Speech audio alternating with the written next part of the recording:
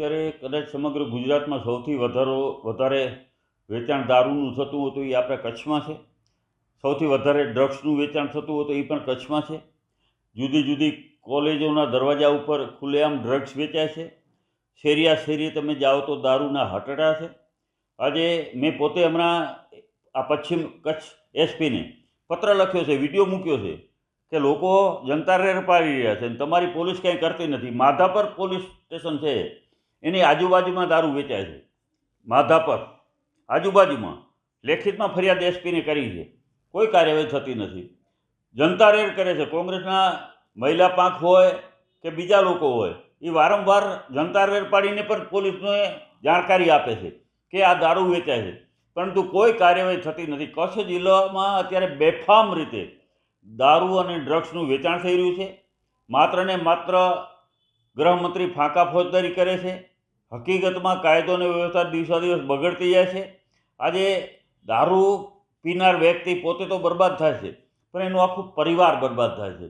એની પત્ની, એના બાળકો, દીકરા દીકરીઓ હોય, ઘરમાં માતા પિતા હોય, બધા દુઃખી થાય છે.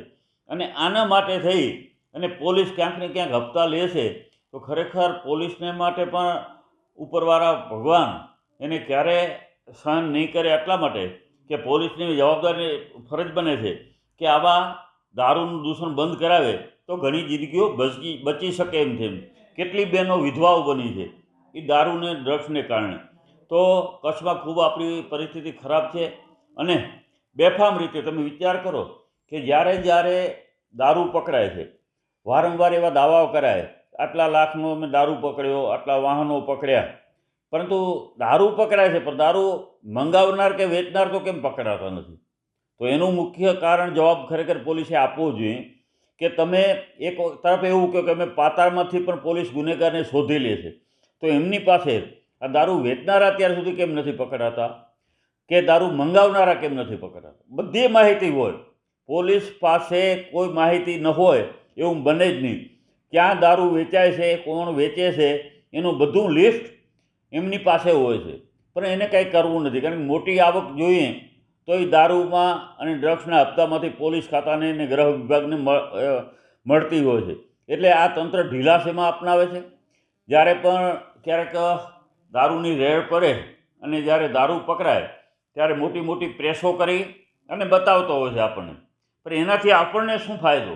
આપણે તો દારૂ બંધ થવો જોઈએ. મુખ્ય હેતુ, મુખ્ય ઉદ્દેશ એ છે કે પોલીસ દારૂ બંધ કરાવે, ભાજપની સરકાર દારૂ બંધ કરાવે અને દારૂ બિલકુલ મળવો ન જોઈએ.